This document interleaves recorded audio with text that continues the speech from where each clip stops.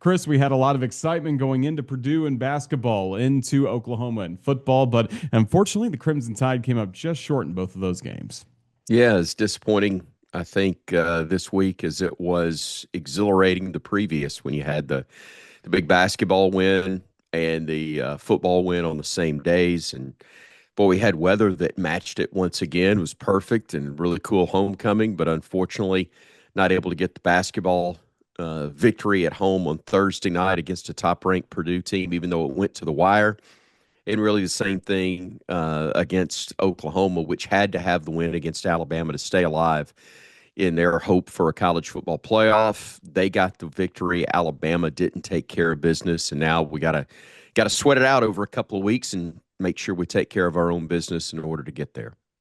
Yeah, got some work to do for this Crimson Tide football team. We'll start Hmm. there. I did a lot of good things against Oklahoma, but Chris, it Yeah, was some timely mistakes that really hurt Alabama in that game. yeah, drove the ball well, turned it over, pick six, 87 yards. Something else we hadn't allowed is a long punt return, which put them in field goal range for their initial field goal. Fumble on a punt return hurt you. A missed field goal, short one. They make three, including one from 52. They force three turnovers. We have two interceptions in our hands and can't get them uh, picked off. And look, defense was exceptional. So I'm not picking on anybody in any way. Just stating fact of things that any one of those, go your way, and the result is different. But the reality is, Oklahoma made enough plays to win. Alabama didn't, and so they were able to leave with a much better mood than we did from Bryant Denny Stadium. And I feel like maybe early in the season we talked about some of the concerns on special teams, but then as the season has gone along, we haven't really had to address that too often because special teams more often than not's made plays. But was it concerning about the missed field goal, the long punt return given up, even Ryan Williams fumbling on a punt return? How concerning are some of the special teams issues for this group? Concerning on one hand, on the other, because they're out of character on everything but the missed field goals. We've had too many of those. But the fumble, when you go back and watch, it was a heck of a play on their part. It wasn't like we just, didn't take care of it. It was punched out, a great play by them. Obviously, there's things you work on to make sure as best you can that it doesn't happen, but it's not like we just on a routine tackle lost control of the football. Um, Everything that went wrong can be fixed. Everything that went wrong, we've been much better at most of the time this year.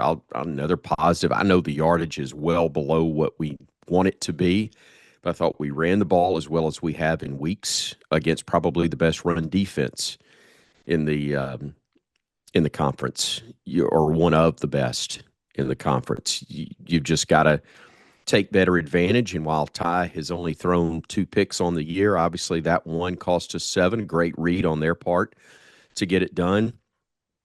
But also, I think it's five straight games now where the quarterbacks put the ball on the deck at one point. I think we've lost three or four of those. So, got a ball security is obviously huge. And as we go down the stretch, and there is no more margin for error if you want to play for a national title, then you got to make sure those things are all taken care of. And I think they will. I'll be surprised if they're not. It's not like I'm wringing my hands over something that we think this team is not capable of, or just hoping that it'll finally stop. But no, they've done a really good job. It's why they've put themselves back in the position they're in, which is to play for everything.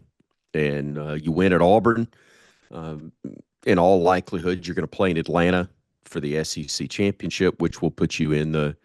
I just don't see how, regardless, and I don't want to get into too much of that because you think about winning, but the reality is if you are in Atlanta for the SEC championship, I don't care if there are three losses, should that game not go well, I cannot see the runner-up in the SEC not getting to the college football playoff. May have to go on the road, maybe an 11 or a 12 seed, so be it.